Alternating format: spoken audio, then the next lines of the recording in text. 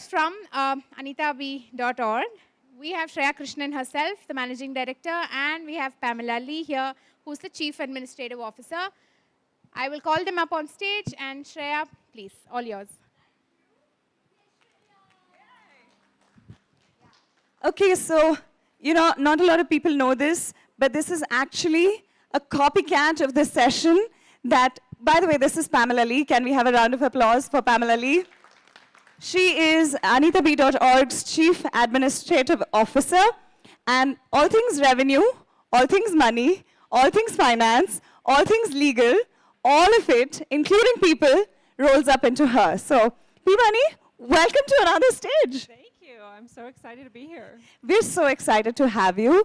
And we had this exact same conversation miles away at GHC, last month. Yeah, it feels like yesterday. It's gone fast. Yeah, it has. And we said, when we're talking about women and representation and empowerment, P-Money is a massive advocate. We call her P-Money, by the way. No guesses. No prizes for guessing why. So, P-Money, I know you're such an advocate for women's financial independence. And we've spoken a lot about this in many, many intersections. But first, to tell this audience why, what, how of financial independence for women. I mean, most importantly, the fastest way to smash the patriarchy is through financial power, right? So being financially independent for a woman opens a lot of opportunity. It gives you freedom, it gives you opportunity, it gives you the ability to leave a toxic workplace, to leave a toxic relationship, to really build the life that you want to build, which leads to ultimately happiness in your life, right? Absolutely. And how do you go about that? Sometimes when you're exposed to a lot of these decisions, you're made to believe, or somehow there is this thought in your head that, oh, I won't understand this. And especially in India, I speak for a lot of the women I know as well. Either their families, that's their fathers, or their brothers, or their spouses manage their money. And that becomes a trend because then you opt out of it. You're like, this is not for me. And that's also built into our collective narrative. So how do you break that? And is it very different from where you come from? No, it's not very different at all from where I come from, actually. The finance bros want to make it difficult, right?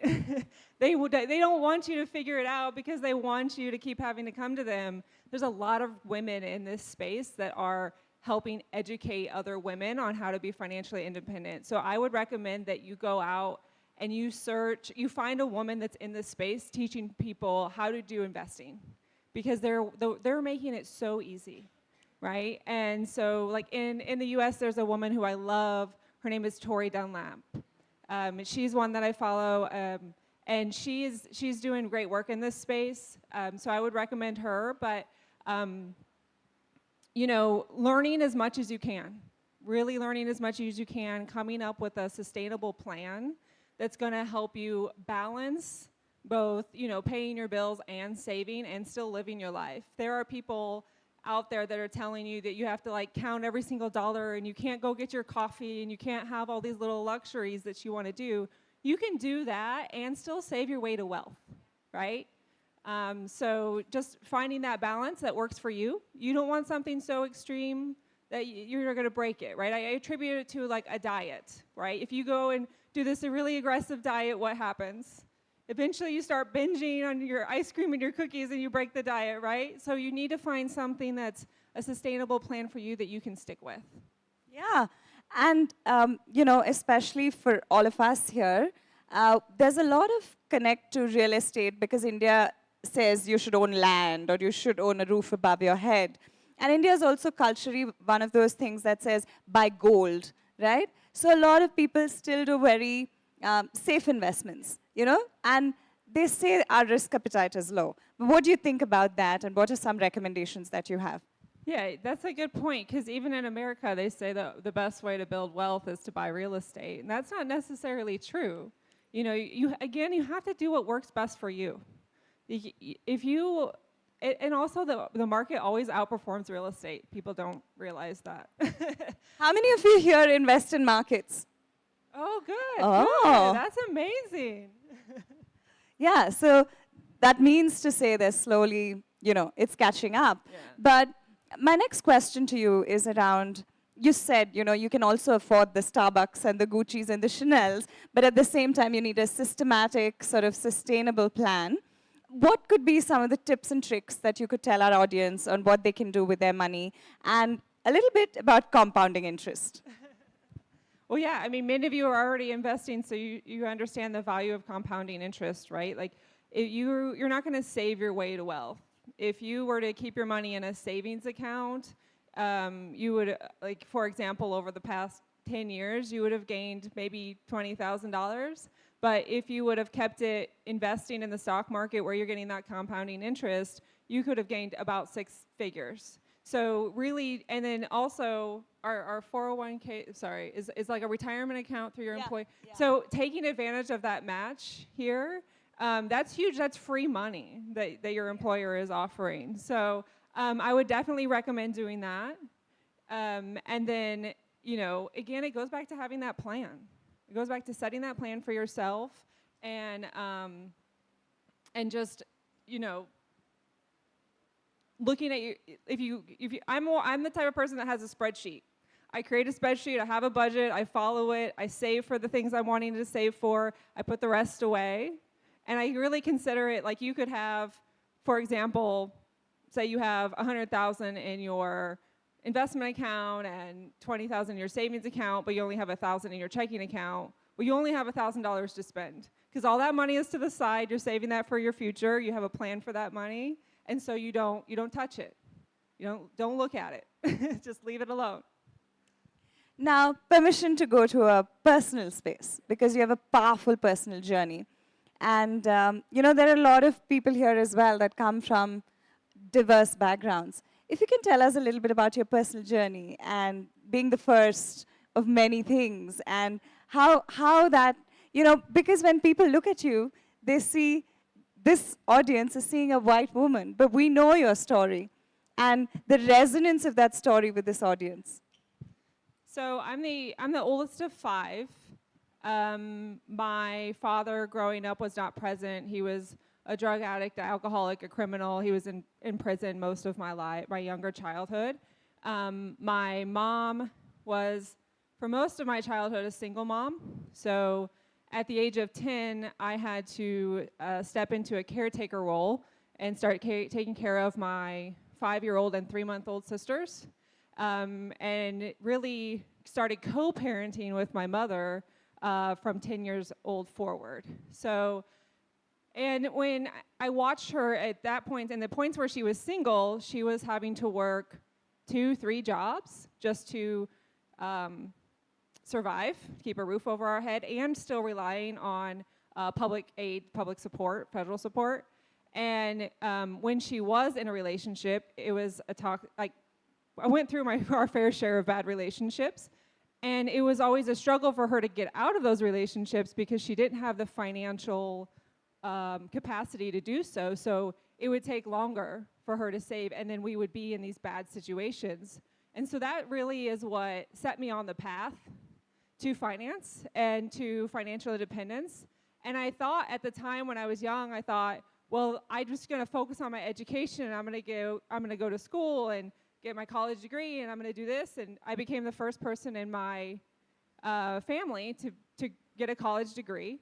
But then I very quickly learned if you have a college degree and you don't know how to manage your money, you're still going to be poor, right? You're still, because there are people out there living paycheck to paycheck who make 6-figure income, right? So then I started going down this path of just financial independence and investing and really just not wanting other women to fall into that same pattern that my mother was in. And then, I'm the first homeowner in my family too. So I've been able to do that too. So I'm very proud. We're very proud of you, P-Money. Also, I just want to ask the audience, how many of you are surprised by that story? Can I see a raise of hands? Do you see the lens of bias we wear as well? I just want to point that out at this moment. Because India, as much as we are welcoming and all of that, we also have these lenses and conditioning that's built over time. And I wanted you to share your story because it just puts that in perspective. Often what we think of as privilege is not often the privileges that we think there are. So I just wanted to point it out. And now I want to open this out for the audience because I'm sure there are a lot of questions. And P Money, like you can imagine why we call her P Money. She has an iron fist when it comes to making sure that everything is in the right place. And combined with the law degree and all of the lawyer and legal things that she does, it's incredible to see how she works with Excel sheets and law and all of it. So this is a very rich sort of experience that you have on stage, and I want to offer this to the audience. Go ahead, ask questions. Yes.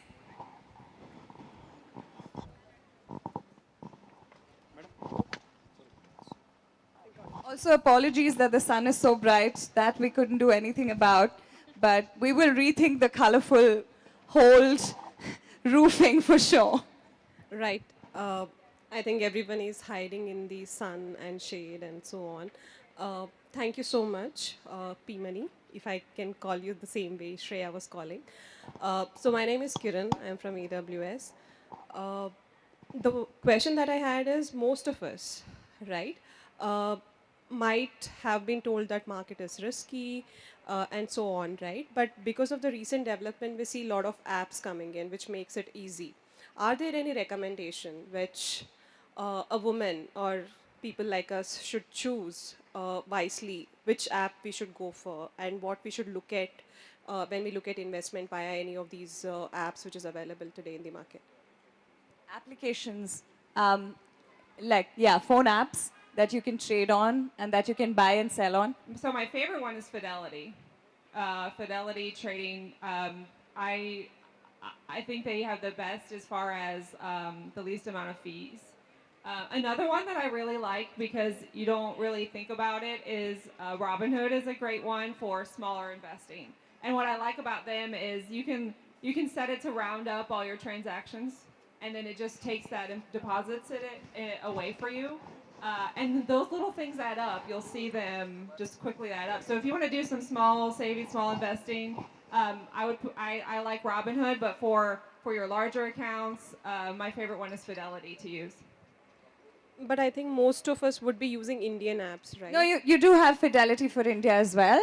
And there is Zerodha, which is doing some incredible work. Zerodha is a local Indian startup, Yes, which that's is a good doing one, too. some, and it's getting global too, yeah. Yeah, it is. It was out of India, so there are a bunch of those. Yes. Yes. Hello, my name is Anusha. I'm from D Shaw. I'm a fan of Excels as well, and I've tried getting some financial discipline with the same motivation. But where I struggle with is keeping up and keeping it up to date.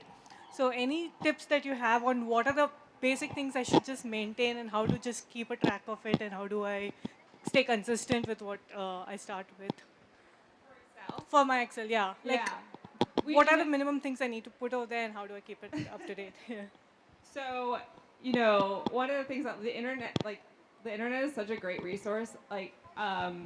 There are people, I'm sorry, their name is like escaping me right now, that do like little tips and tricks in Excel constantly. And there's some really great programs. Even like LinkedIn Learning has some really great Excel programs where you can go and take a quick course on Excel so that you can continue. Oh, money. Oh, okay. I'm sorry. I thought you were asking how you could keep up your Excel skills. I actually created a budgeting worksheet that like has a whole template on it. Maybe I could share it with Shreya, and who could send it to you. Wow. Okay, so everybody at GHCI is going to get P Money's budgeting template. That for sure. We'll put it up. We'll put it up and we'll send it over. Okay. Yeah, we'll do that.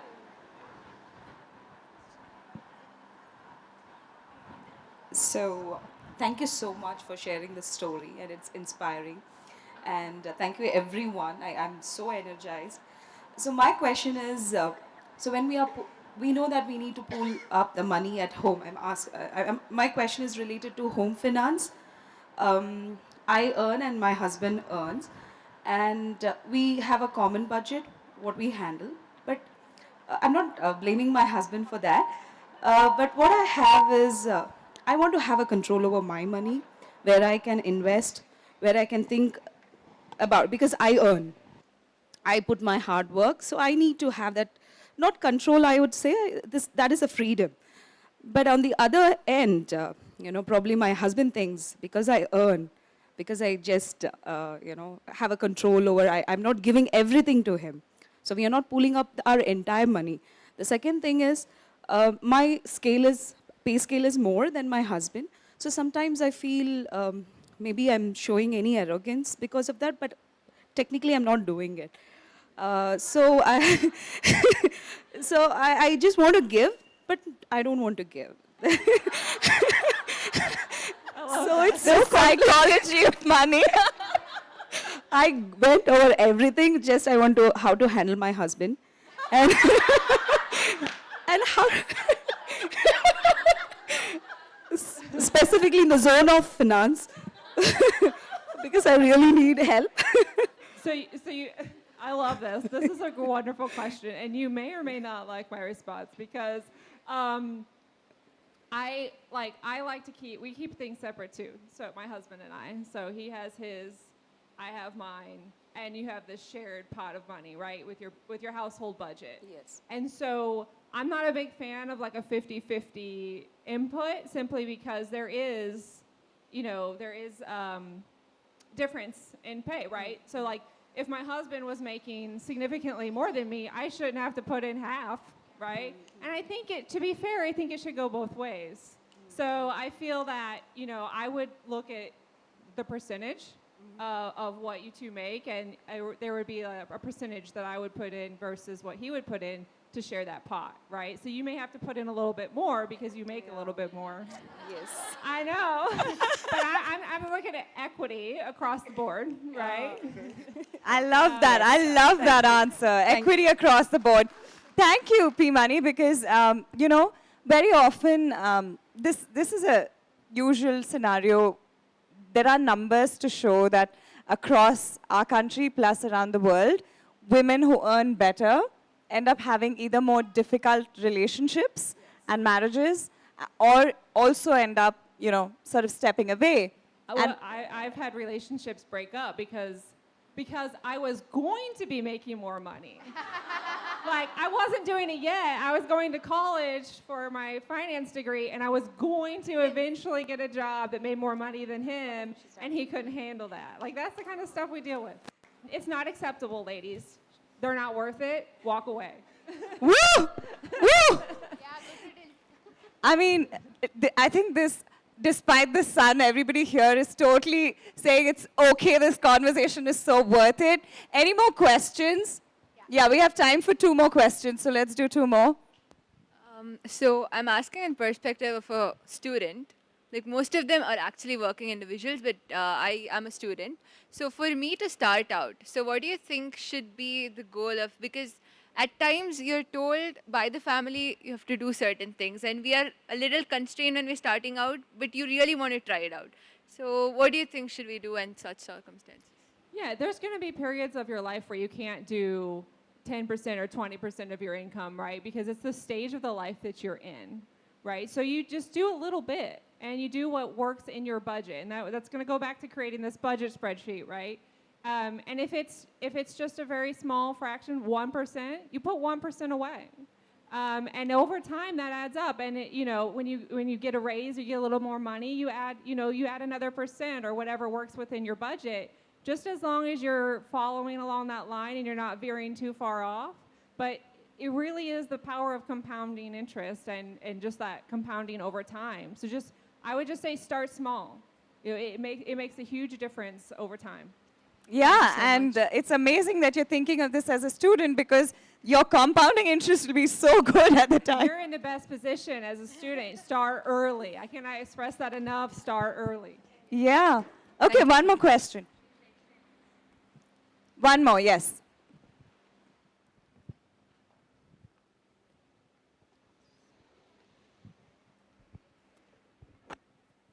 Hi. So I recently started earning and recently started investing.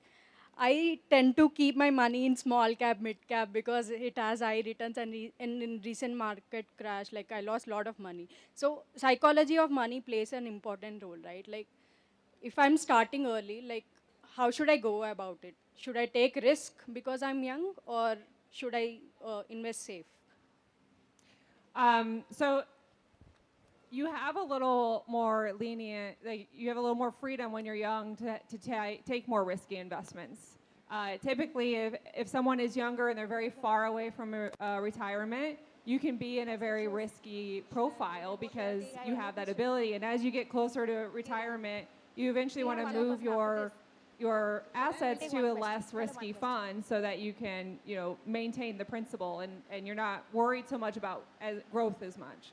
So you can definitely, you have the ability to take on more risk as a young person, but also what are you comfortable with, right? So you have to also gauge what level of risk you're comfortable with. If you're in a high risk portfolio and you're just like having anxiety over it when you see the high ups and downs of the market, maybe that's not for you, and maybe coming down a little and do a medium risk or balancing your profile where you only have a very small percent in high risk.